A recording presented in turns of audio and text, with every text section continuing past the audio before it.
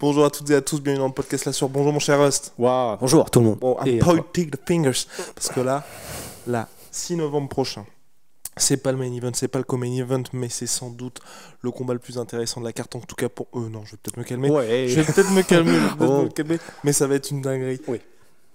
Michael Chandler, Justin Gaethje numéro 2 de la catégorie lightweight face à Michael Chandler numéro 4. Les deux ont la réputation de mettre pas mal de KO, même si bien évidemment Justin Gaethje plus de bonus à l'UFC qu'il n'a de combat et est un monstre tout simplement dans le domaine. De son côté, Michael Chandler a pu faire tâter un petit peu de ses points Dan Hooker et Charles Oliveira à l'UFC. Ils s'affrontent pour, selon toute vraisemblance, le prochain title shot chez les légers. Nana, le combat le plus violent de l'année, les gars, c'est écrit. On espère qu'il y aura ça. Les deux sont déjà challengés en mode le premier qui va tenter un takedown, le premier qui recule, c'est en gros celui qui va perdre. On espère que ça va tenir ses promesses, mais avant toute chose, je suis déchaîné. Ouais. Road to 100 G's, les gars. On a passé les 94 000. C'est complètement dingue. Hein. C'est complètement dingue. Ross ne peut plus faire un seul pas dans une salle sans être reconnu. Sans être reconnu. C'est faux. Ok. Mais non, mais c'est vrai que c'est incroyable. Les gens qui viennent nous voir et tout. Enfin, et surtout toujours positif. C'est ce qui fait vraiment plaisir. Pour l'instant, personne ne nous a coursé. Ouais. Ouais, c'est ça, on touche du bois. Mais non, c'est incroyable. Enfin, à chaque fois que les gens viennent nous voir... moi j'avais eu peur. Je me souviens, c'était... Mais oui, quand les gens s'arrêtent en voiture, là. Ouais, tu penses que tu vas prendre un drive-by. J'étais au KFC. Bon, bah voilà. De temps en temps, on peut pas être poulet brocoli. Donc là, j'avais ma voiture. Deux gars qui s'arrêtent. Gros 4x4. Ils sortent tous les deux. Je fais... Oh non. Et qui toque. Guillaume. Je fais... Oui. J'adore ce que vous faites, je suis le podcast. Non, mais ça, c'est incroyable. Très bien. Donc, et à chaque fois, ça a été de très bons retours. Il y a un coup aussi, c'était dans la rue, pareil, c'était un chauffeur Uber. Guillaume, hey Guillaume, viens là, Guillaume. Tu passeras le bonjour à Rust. Ah, c'est là que ça vient là. Ah oui, wow. C'était là celui-là. Donc, moi aussi, à un moment donné, j'étais à Lyon et j'allais prendre le métro. Et en gros, j'étais avec une connaissance à ce moment-là. Et en gros, je vais pour me mettre sur la voie comme ça, je fais quelques pas. Et il y a un gars qui était, mais tu sais, un peu comme dans les westerns, tu sais, qui était adossé comme ça, les jambes un peu croisées à la machine distributeur de sneakers, tout ça. Et en gros, je vois que, du coup, je passe comme ça, puis je le vois, du coup, je le regarde. Et il me regarde. Et vraiment, je sens que du coup, il veut qu'on se regarde. Et du coup, je me dis, putain, merde, bon, ça y est, on y est. Et en fait, non, pareil, je passe et ça reste. Et ouais, énorme et tout. Mais c'est vrai que c'est incroyable. Enfin, du coup, comme on n'est pas habitué, à chaque fois qu'il y a des trucs où il y a des moments de flottement, on a l'impression qu'on va devoir se la mettre. Mais c'est toujours trop cool. Vraiment, littéralement, une fois que maintenant je l'aurais dit, je suis sûr que la prochaine fois il va y avoir un problème. Mais je n'ai jamais eu une seule interaction négative avec quelqu'un qui nous a reconnus. Bon, c'est vrai que ceux qui nous aiment pas, du coup, probablement qu'ils viennent pas nous voir. Oui, logique. Ça a du sens. Mais non, donc voilà, on est un peu trop long sur cette intro, mais tout ça pour dire incroyable, trop cool, quoi. Merci à vous. Ouais, vraiment. Eric ? Ouais. Vraiment ? Ouais, j'aurais presque envie d'arrêter le podcast. Allez, on se casse. Soit.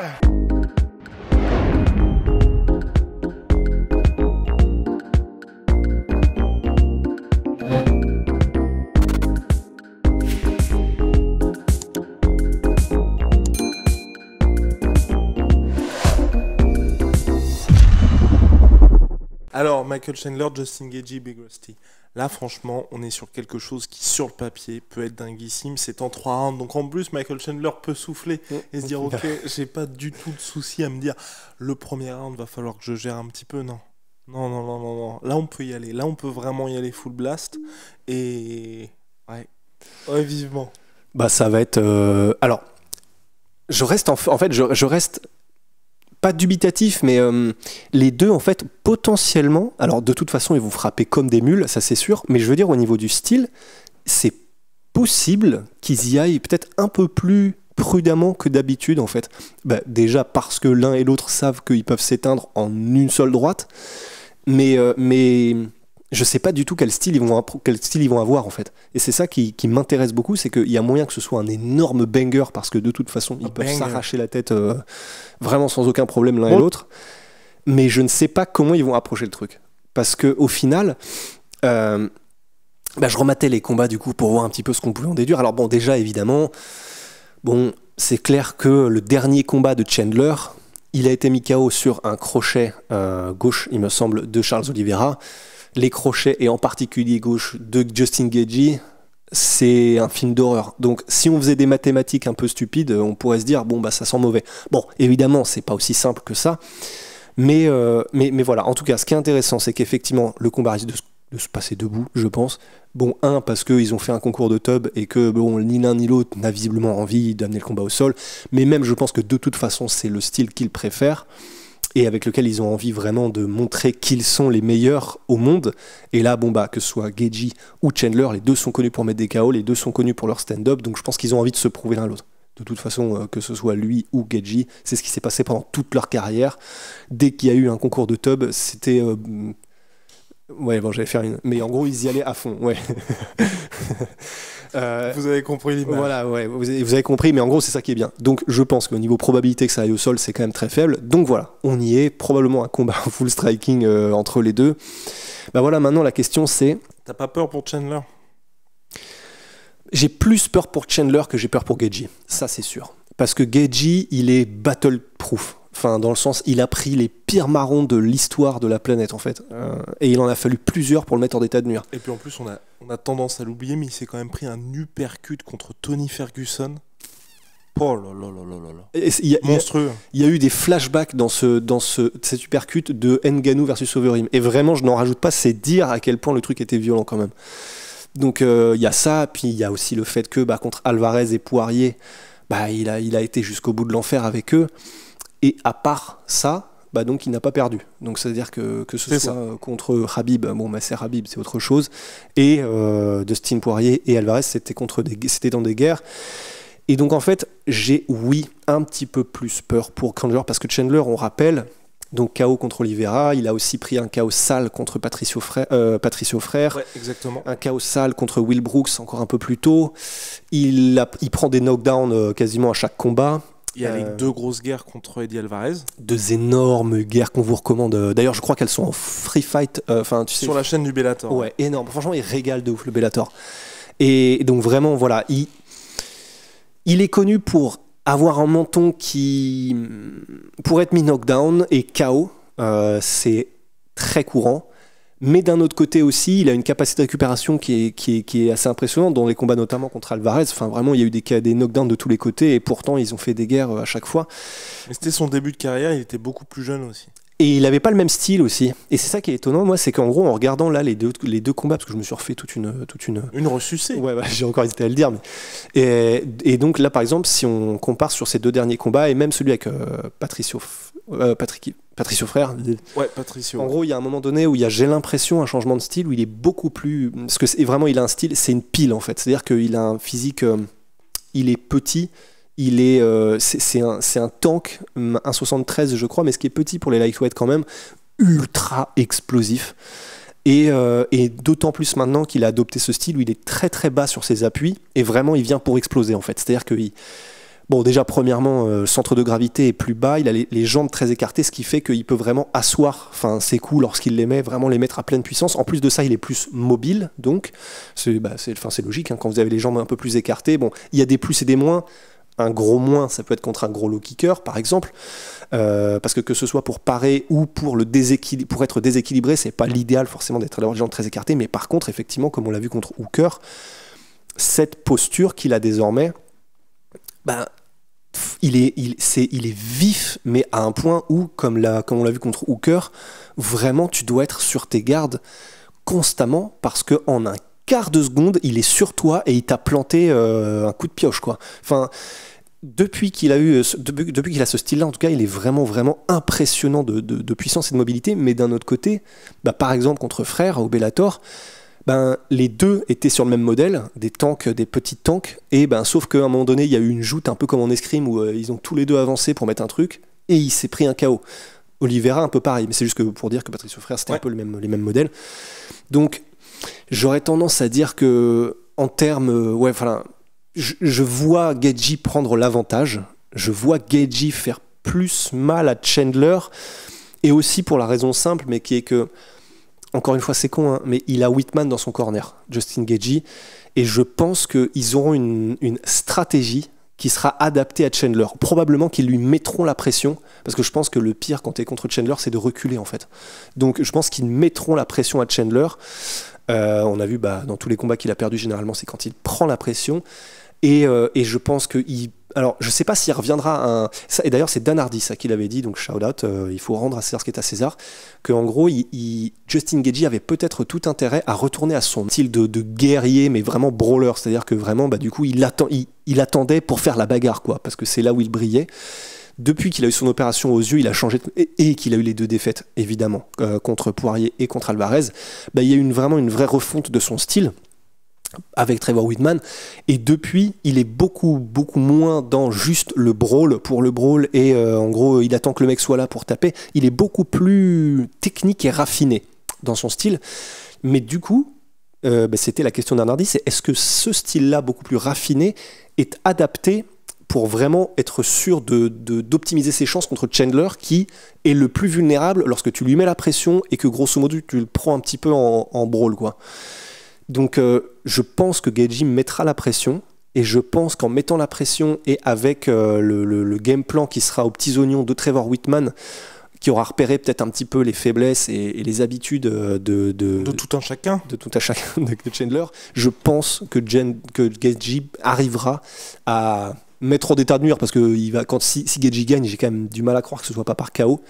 Donc voilà, je vois Gaethje par KO. Et tu penses que cette fameuse posture de Michael Chandler, est-ce qu'il va à nouveau l'adopter, sachant que parlons des kickings, parlons des kickings, parlons des kicks et des leg kicks de notre cher Michael Chandler, Justin Gaethje. Ça t'inquiète pas, toi? De toute façon, tout adversaire de Justin Gaethje a intérêt à être inquiété par les low kicks, parce que c'est vraiment une de ses armes de prédilection et qui change le cours d'un combat. D'ailleurs, je vous recommande de retourner voir le combat entre Barbosa et Justin Gaethje, juste pour de la violence. Juste pour de la violence en tibia contre jambe, en fait. Et même l'avant-combat. L'avant-combat était vraiment légendaire, parce que les deux savaient ce qui allait se passer. Et c'est surtout Barbosa qui m'avait impressionné, parce qu'il était en mode s'il faut finir sur civière, c'est parti. Ouais, mais parce que c'est pour ça que tout le monde kiffe Barbosa, quoi. Enfin, les échanges de low kicks qui se sont mis les uns les autres, vraiment, mais ça fait partie des échanges les plus monstrueux de l'histoire de l'UFC. Ils y vont mais vraiment full blast sur chaque low kick. Ils les prennent, ils les encaissent de temps en temps, ils essaient de les parer, mais ils les set up bien, et puis c'était vraiment en mode la guerre. Mais voilà, tout ça pour dire que donc, s'il y en a bien avec lequel soit t'es Edson Barbosa, et dans ces cas-là tu peux faire jeu égal, soit il faut trouver un moyen de ne pas se prendre les kicks, quoi. Et effectivement, donc, la garde très très basse de Chandler, c'est pas l'idéal. C'est pas l'idéal pour parler low kick. D'ailleurs, on l'a vu contre Oliveira, il en a pris des bons, et ça l'a déséquilibré, il les a pris flush. Mais d'un autre côté, il se relève bien. Ouais. Mais d'un autre côté, en fait, c'est vraiment une balance à choisir, et je sais pas du tout ce que choisira le camp de Chandler, parce que oui, t'es susceptible au low kick, mais d'un autre côté, si tu rechanges ton style, et que tu reviens sur un style comme il avait, par exemple dans les premiers combats contre Alvarez, il avait un style beaucoup plus droit, beaucoup moins mobile. Mais s'il reprend ce style-là, du coup, je sais. Alors là, pour le coup, contre Justin Gaethje, je pense que c'est vraiment pas l'idéal du tout. Parce que donc, s'il est beaucoup moins mobile, il sera. On l'a vu avec Tony Ferguson. Tu vois, Tony Ferguson, il a vraiment une science du combat, mais il n'est pas forcément. Il ne brille pas par la vitesse de ses déplacements, etc., comme peut le faire, c'est presque de la téléportation, comme peut le faire Chandler. On a vu qu'il n'a pas eu trop de mal. Alors, il s'est fait toucher, bien sûr, Justin Gaethje dans leur combat contre Tony Ferguson, mais il a trouvé la faille, il a trouvé la parade, et au bout d'un moment, il a géré jusqu'à mettre en état de nuire Tony Ferguson. Je pense pas qu'aller un petit peu de manière traditionnelle en essayant de battre en striking Gaethje, là maintenant ce soit l'idéal. La meilleure des idées. Ouais, non, en restant une posture droite, en essayant de poser son jeu, etc. Contre Gaethje, je pense que c'est compliqué. Donc à mon avis, paradoxalement, il faut qu'il reste avec ce style-là, en fait. Très bas sur ses appuis, ultra explosif. Il se téléporte avant-arrière et il arrive à choper Gaethje à un moment donné sur une attaque, en espérant que ça suffise. C'est ça l'autre truc. C'est ce qui me fait vraiment peur pour Michael Chandler, c'est qu'il affronte un mec qui a survécu à tout. Bah ouais. Quasiment. Et quand vous regardez ces deux défaites, donc soit contre Dustin Poirier ou Eddie Alvarez, à chaque fois, regardez aussi l'état d'Eddie Alvarez et de Dustin Poirier après le combat, où les deux passent à ça à chaque fois d'être mis KO, et ce ne sont pas des KO où justement il se prend un coup, ensuite c'est terminé. C'est juste qu'on est au 4e round, je crois, à chaque fois, qu'il a tout donné, qu'il sort d'une guerre, et c'est juste que le corps abandonne. Et pour Michael Chandler, je pense que même s'il arrive à placer son crochet en début de combat, ça ne marchera pas. Enfin, ça ne marchera pas. Il va sonner Geji, mais pas suffisamment pour le mettre KO. Et ensuite, au 3e round, je pense que si Geji est toujours là, c'est que Michael Chandler n'est pas du tout dans un bon état, ou en tout cas en capacité de pouvoir le mettre hors d'état de nuire. C'est pour ça que je mets quand même une petite wildcard, moi, si le combat dure, sur une mise au sol, tentative de mise au sol de la part de Michael Chandler. Parce qu'en plus, avec la posture qu'il adopte, c'est assez simple pour lui justement de changer de niveau, que ce soit aussi bien en anglaise que même en tentant les mises au sol.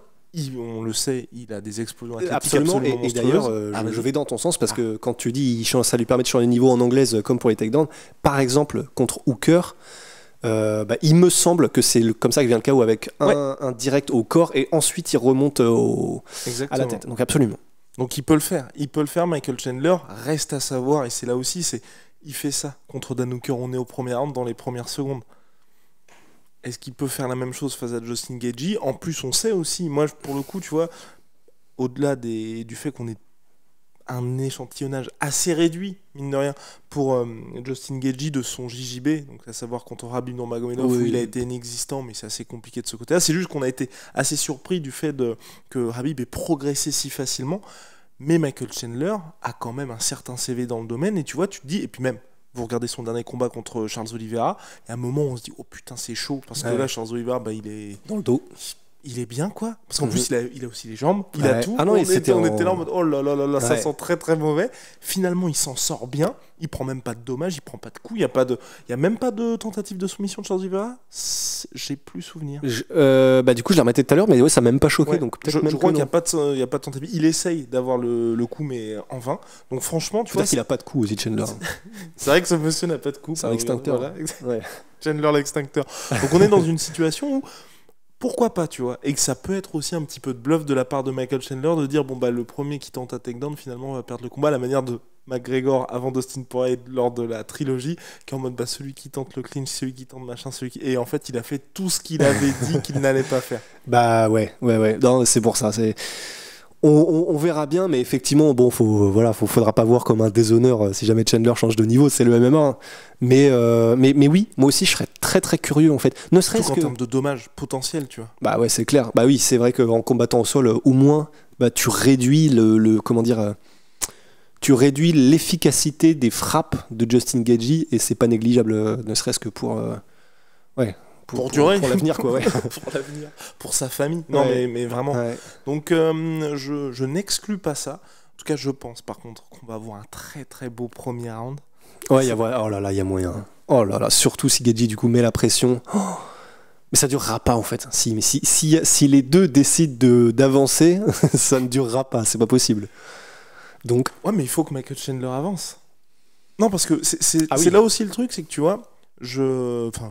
vous voyez aussi. Tu vois, t'as vu. Pour ce combat-là, je me dis, Justin Gaethje peut partir avec le mauvais game plan et au fil du combat, tu vois, changer. Je pense que Michael Chandler, s'il démarre mal, le combat ne va tout simplement pas durer, en fait. Oui, c'est sûr. Dans la capacité d'éteindre de Chandler. Ouais. Ah oui, c'est sûr. Oh là là. Ouais. Mais c'est chaud. Je suis impatient de voir le combat, mais j'ai quand même beaucoup de mal à voir comment Michael Chandler va pouvoir s'en sortir. Moi aussi.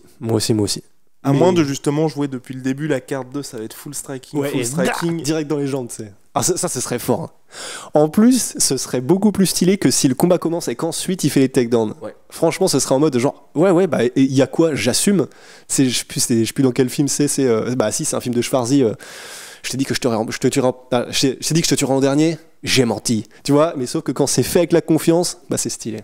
Alors voilà, en tout cas, affaire à suivre, c'est le 6 novembre prochain. Vraiment, je suis au taquet. Je suis au taquet pour ce combat-là, les gars, parce que c'est deux gars que j'apprécie particulièrement. Et puis c'est vrai que Justin Gaethje, c'est deux gars que j'apprécie particulièrement, mais c'est vrai que Justin Gaethje mériterait un deuxième title shot. Voilà, c'est tout ce que je dis. Sans aucun biais. Hein. Allez, Gaethje, quoi. Voilà, allez. Non, c'est faux. Non, mais on a juste envie d'un. Voilà, oui. Je détestais les gens qui disaient ça, tu sais, quand on était plus jeune. Alors, t'es pour qui, toi, tu sais, quand tu regardais le foot à la télé? Ah, moi, je suis pour le beau jeu. Je détestais ça. Même si, oui, on est tous pour du beau jeu, mais. Non, nous, on est pour la violence. Voilà.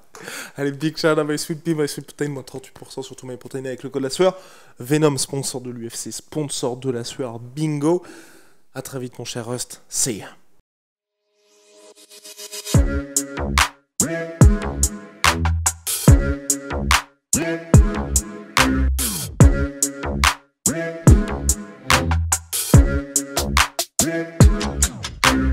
fucking coming for you!